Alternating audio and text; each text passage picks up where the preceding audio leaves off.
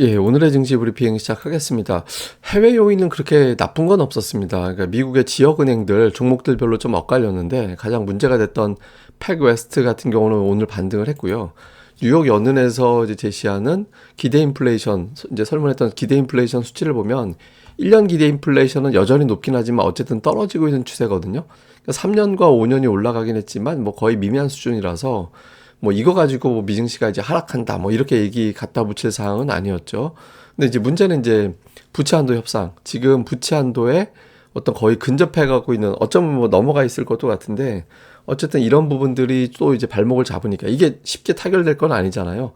지금 여당 쪽에서는 돈을 더 써야 내년도 대선에서 이길 거다 이렇게 생각할 거고 야당은 그걸 막아야 내년에 이제 자기네들이 탈환할 거라고 생각하기 때문에 이게 쉽게 이제 타결될 사안은 아니죠. 근데 어쨌든 이런 재료들이 이제 겹쳤는데 뭐 그렇다고 빠질 정도 사안은 아니었잖아요. 해외 증시는 중립 정도. 그리고 이제 뭐 금리 같은 경우도 오늘 그러니까 뭐 2년물, 10년물 이런 게 올라가긴 했지만 최근에 1개월물도 또 같이 봐야 되거든요. 1개월물을 왜 봐야 되냐면 이게 이제 만기가 6월 초가 되는 거잖아요. 그러니까 이 옐런이 얘기했던 한 달, 그러니까 6월 초에 이제 미국 돈이 고갈된다라고 얘기를 했기 때문에 그때 이제 앞두고 뭐 이 금리가 막 치솟기도 하고 했었잖아요. 근데 1개월물이 내려갔다라고 본다라면 미국의 국채 시장도 증시에 그렇게 영향을 줄 정도의 사안은 아니었습니다. 그리고 이제 금리 확률 같은 경우도 여전히 올해 한 3번 정도 내려갈 것 같다. 그러니까 이번 금리 인상은 사실상 끝났고 올해 한 3번 정도 내려갈 것 같다. 그러니까 이 전망도 크게 달라지진 않았거든요. 그러니까 이게 뭐 전망이 틀리고 맞고 이런 걸 떠나서 해외 요인은 오늘 우리 증시에 매물이 나오도록 유도한 그런 사안은 아니었습니다. 근데 이제 문제는 우리나라 몇몇 종목군들이 시장 발목을 잡았다라고 볼 수 있겠죠. 그러니까 에코프로가 21선 깼습니다. 그러니까 21선에서 지난번 하락 나왔을 때는 21선에서 튕겨서 올라가는 그런 모습을 좀 보였었는데 이번에는 이틀 연속 빠졌죠. 물론 이제 이게 이동평균선에 대해서 지나치게 집착할 필요는 없어요. 뭐 깼다가 올라갈 수도 있는 거니까. 근데 우리가 딱 보면 추세가 좀 이상한데 이렇게 느끼는 투자들이 많아지잖아요.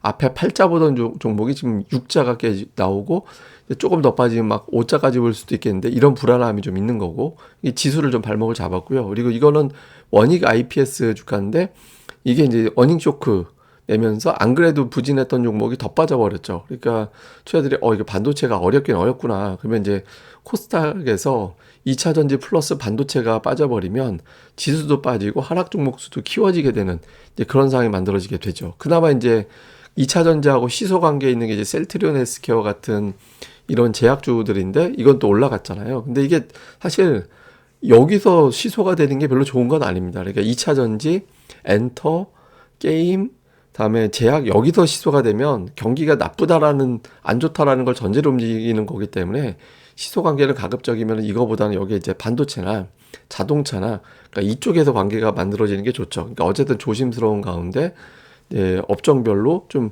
빠지는 업종이 있었고 그 내용들에 대해서 투자자들이 좀 일부 그럴 수도 있겠대 겁 좀 내야겠는데 이렇게 이제 분위기가 되면서 시장이 좀 빠졌던 것 같습니다. 그 다음에 이제 뉴스들을 점검해 보면 모건 스탠리에서 우리나라가 이제 금리를 제일 빨리 내릴 거다.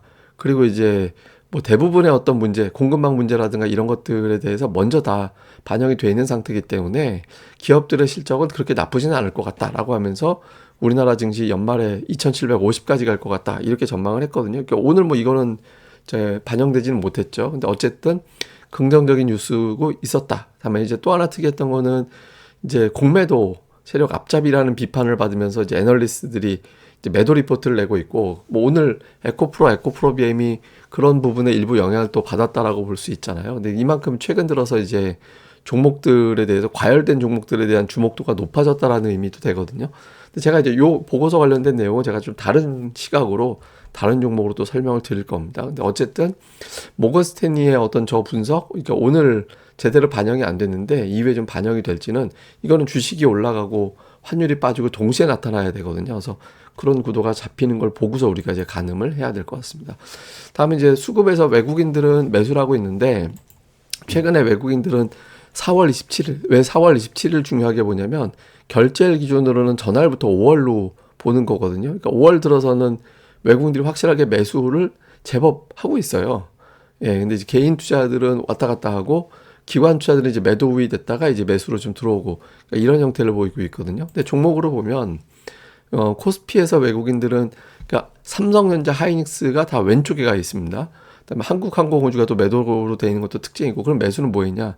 조선주들, 여기 이제 조선주가 쭉 들어가 있는 게 특징이고요. 그다음에 자동차, 현대기아, 이게 좀 들어가 있죠. 근데 삼성전자를 왜 팔았지? 그러니까 이번 주가 만기 주간이거든요. 그러니까 만기 주간에 좀 들어가 있어서 그 부분도 좀 영향을 준 게 아닐까?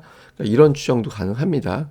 예, 이것도 좀 있는 것 같고, 기관 같은 경우는 이제 셀트리온 매수가 들어갔고, 삼성전자 매수 들어가고, 뭐 CS 윈드라든가 뭐 자동차라든가 이런 것도 있고, 또 이제 금융주가 또 매수에 여기저기 포진해 있어요. 신한주주, 뭐 메리츠 금융주주, 다올투자증권 뭐 이런 것들이 또 포진해 있는 게 좀 특징이었던 것 같습니다. 이제 매도는 뭐 하이닉스라든가 2차 전지 관련된 종목군들을 코스피에서는 좀 팔았고, 코스닥 쪽에서 외국인 투자들은 이제 에코프로비엠을 하락을 이용해서 샀는데 두 개만 산 게 아니에요. 그러니까 LNF까지 보통 두 개를 좀 엇갈려서 매매를 했었거든요. 근데 이제 매수를 해서 2차 전지 대형주들이 일방적으로 두들겨 맞기보다는 또 이제 좀 반등 시도도 하겠구나. 그러니까 이런 어떤 힌트도 좀 남긴 것 같이 보이고요. 그다음에 기관은 좀 특이했죠. 에코프로, LNF 팔고, 에코프로비엠은 매수하고, 그러니까 이런 형태를 좀 보였고요. 셀트리온 헬스케어를 또 매수하고, 성광밴드 최근에 이제 시세가 좋은데 성광밴드를 또 매수를 하고, 그다음에 이제 뭐 IT 계열이라든가 자동차 부품주라든가 좀 골라서 담는, 예, 뭐 이렇게 사실 업종 내에서 좀 골라 담는 형태를 보인 게 오늘 외국인들의 특징이었던 것 같습니다. 근데 특이한 건 어쨌든 에코프로비엠 빠지면서 종목들을 매수했다. 이게 이제 일종의 속임이 될지 아니면 이제 반등의 트리거가 될지 요거를 좀 봐야겠죠. 근데 큰 흐름상으로는 이전 고점 바로 회복하기에는 좀 어렵다라고도 볼 수 있겠죠. 자, 이슈를 보면 그 5%대 금리까지 올라왔는데 물가가 생각보다 안 빠지는 거 아니냐, 이런 이야기가 미국에서 나오고 있거든요. 오늘 뉴욕 기대 인플레이션 1년이 4.4% 나왔잖아요. 예, 그러니까 이제 CPI를 앞두고 조금 투자들이 좀 불안해 할 수도 있는 거죠. 예, 그러니까 이제 인플레이션 관련해서. 근데 이게 왜 걱정되냐? 물가가 안 빠지는 게 문제가 아니라 그것 때문에 경기가 나빠지면 기업들의 실적이 나빠지니까 그럼 주가는 떨어진다. 이런 어떤 프레임이 문제가 되는 거잖아요. 그래서 좀 이 물가 관련돼서 좀 부정적인 어떤 뉴스들이 너무 많이 나오면 좀 부담이 되죠. 요거 하나. 그다음에 우리 증시에서 최근에 보면 하이닉스가 이렇게 시원스럽게 못 가잖아요. 그러니까 엔비디아는 가는데 마이크론 테크놀로지는 못 가는 그런 형태가 되고 있죠. 실적 바닥론이 있음에도 불구하고 마이크론 테크도 못 가고 하이닉스도 못 가고 있거든요. 이게 좀 풀리지 않으면, 제가 계속 말씀드리지만 전차가 움직이지 않으면 기술적 반등 박스권밖에 안 되고, 예를 들어서 제약, 뭐 2차 전지 뭐 이런 것들이 움직이면 2550 정도 이상이 좀 버겁다, 박스권 이상 어렵다, 이렇게 말씀을 드리잖아요. 그러니까 이게 이제 가려면 마이크론 테크놀로지, 하이닉스가 좀 움직여야 되겠죠. 그 다음에 이제 최근 증시가 가던 놈들이 좀 빠지는, 가던 종목군들, 뭐 2차 전지라든가 뭐 이런 것들이 좀 빠지는, 오늘은 또 이제 엔터주가 좀 빠졌잖아요. 못 가던 놈들, 뭐 조선주라든가 이런 것들, 뭐 이런 것들이 또 이제 움직이는 그런 모습들이 나오고, 또 하나는 실적 좋은 종목군들이 또 선별적으로, 뭐 앞서 말씀드렸던 성광밴드라든가 어제 같은 경우는 뭐 이제 BH라든가 이런 것들이 실적 평가 좋게 나오면서 올라갔잖아요. 이게 판이 좀 바뀌었어요. 그러니까 가던 놈이 쭉 가던 장에서 못 가던 것도 가끔 가고, 실적이 별로 숫자를 안 봤었는데 사람들이 숫자도 보기 시작하고 있거든요. 그래서 조금 트렌드가 좀 바뀌어 있다. 그래서 이제 좀 눌려있던 종목군들도 좀 볼 필요가 있는 것 같고요. 특징을 뭐 제약하고 조선 정도 가는데 이건 뭐 앞서 말씀을 드렸으니까 생략을 하겠습니다. 그 다음에 제가 이제 좀 오늘 말씀을 드릴 건 어떤 종목의 3월 9일자 이제 보고서입니다. 이렇게 보시면 뭐 매출 1분기 매출 2,900억 예상하고 영업이익은 324억 예상을 했는데, 어제 숫자가 어떻게 나왔냐면 매출이 3,450억, 예상이 2,900억이었거든요. 그다음에 영업이익을 324억 원 예상했는데 512억이 나왔어요. 틀렸죠, 보고서가. 그러니까 보고서는 사실 틀렸다 맞았다라고 평가하면 안 되는 거긴 한데 어쨌든 예상과 좀 다르게 나왔습니다. 그런데 목표 주가 그대로 유지하고 여전히 부정적이다, 이렇게 얘기를 했어요. 숫자를 다르게 하면서도. 그래서 그런가 했는데 제가 조금 여기서 이상하다라고 느낀 게 뭐냐면 3월 9일자 보고서하고 이번 보고서하고 차이가 뭐냐면 매출이 확 달라졌어요, 전망치가. 예, 그리고 이제 EPS도 달라졌거든요. 그때는 올해 예상 EPS를 1,600원 잡았는데 이번에 2,800원 잡았거든요. 근데 목표 주가가 똑같아요. 예, 그러니까 이게 이제 이걸 제가 좋다 나쁘다라고 얘기하는 게 아니라 이게 이제 어떤 영향을 오늘 주게 된 거냐면 실적이 저렇게 잘 나온 기업조차도 목표 주가를 못 올릴 정도면은 이거 업황에 문제가 되는 거 아니냐. 그러니까 이렇게 해석이 돼 버렸거든요. 그래서 시장에서 지금 보고서 나올 때 사실은 뭐 실적 좋으면 주가가 올라간다라고 기대하는 게 맞잖아요. 근데 이제 그런 거보다는 이렇게 이제 좀 프레임이 한번 짜지면 다른 종목들까지 영향을 크게 미치는 그런 상황이 연출될 수도 있거든요. 그래서 좀 증권사 보고서 볼 때 사실 이런 건 좀 아쉽죠. 왜냐면 자기가 틀린 숫자를 틀렸고 그 틀린 거가 숫자로 입증이 됐으면 거기에 대한 좀 설명이 있어야 되는데 실적 전망치를 EPS를 거의 배 가까이 높여놓고서 그 다음에 실적 저 주가 저 목표 주가는 똑같이 이래버리면 조금 보고서에 대해서 투자자들이 좀 어떻게 움직여야 될지 좀 헷갈릴 수 있기 때문에 이런 부분들에 대해서는 조금 나중에 좀 보완이 되면 더 좋지 않을까. 왜냐면 보고서 나쁘게 표현하는 건 되게 용감하고 저는 긍정적으로 봐요. 그런 것들에 대해서는. 근데 조금 이런 대목은 좀 아쉬웠던 게 아닌가.